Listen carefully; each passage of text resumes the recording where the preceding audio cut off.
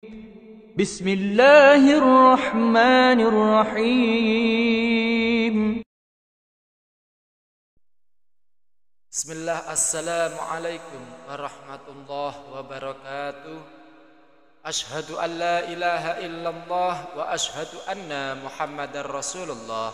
Allahumma salli ala sayyidina Muhammad wa ala ali sayyidina Muhammad. Jika engkau merasa lemah, ingatlah bahwa kekuatan sejati datang dari keteguhan hati dan keikhlasan.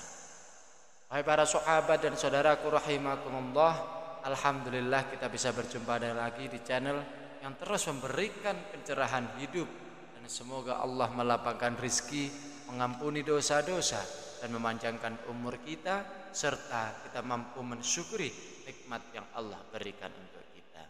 Amin ya Allah ya Rabbal Alamin.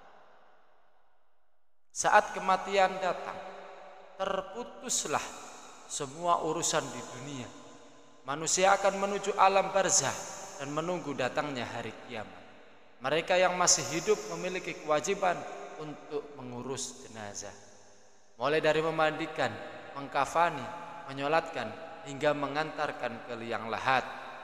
Dari banyak prosesi ini, memandikan jenazah yang paling sulit, sebab tak sedikit pihak keluarga yang mengundang pemandi jenazah untuk membersihkan kondisi mayit. Ada kejadian yang dijelaskan oleh Rasulullah SAW ketika proses memandikan mayit.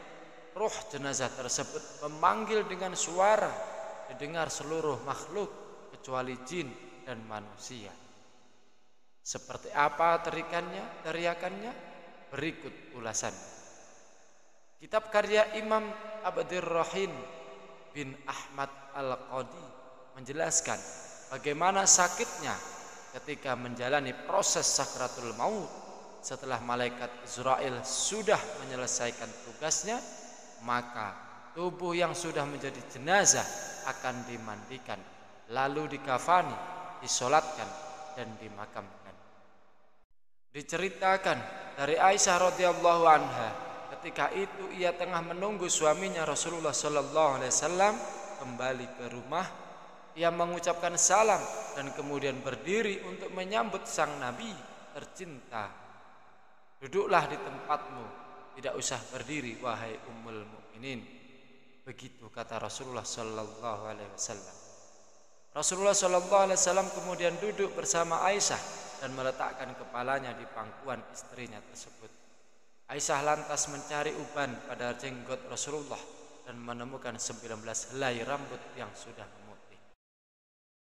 Aisyah kemudian berpikir dalam hatinya, sesungguhnya baginda akan meninggalkan dunia ini sebelum aku, sehingga tetaplah satu umat yang ditinggalkan olehnya, nabinya. Maka ia pun menangis sehingga mengalir air matanya jatuh pada wajah baginda Rasulullah SAW.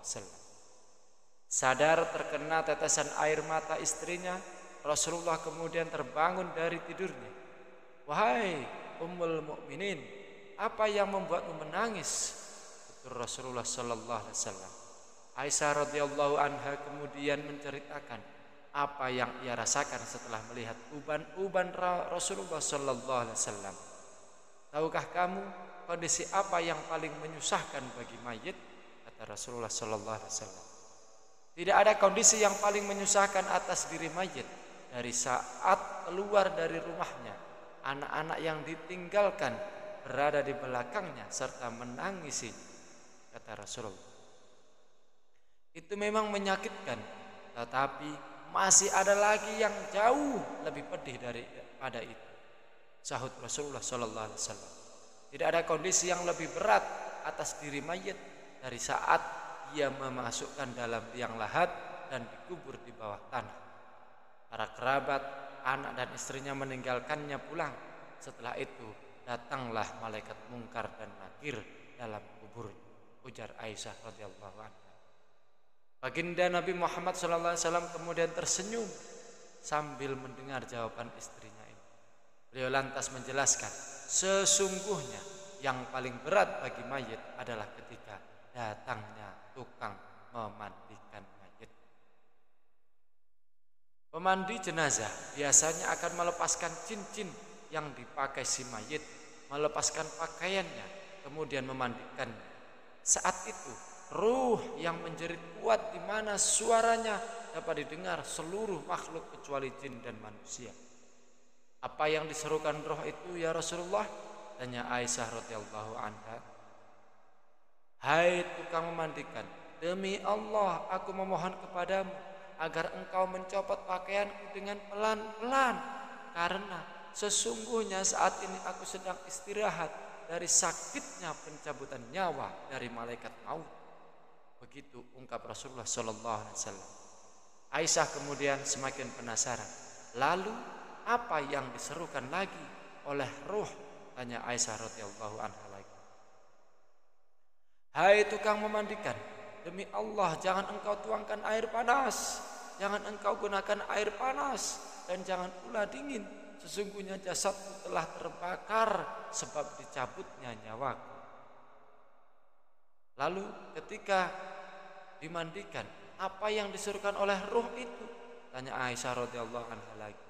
Dan ketika dimandikan, ruh itu berkata, demi Allah, hai tukang memandikan, janganlah engkau pegang diriku terlalu kuat. Sesungguhnya jasadku masih terluka karena keluarnya nyawa. Tutur dari Rasulullah sallallahu alaihi wasallam menjawab pertanyaan dari istri tercinta beliau. Wahai para sahabatku, demikianlah semoga bermanfaat akhirul qali. Wallahul muwaffiq ila aqwamit thoriq. Assalamualaikum warahmatullahi wabarakatuh.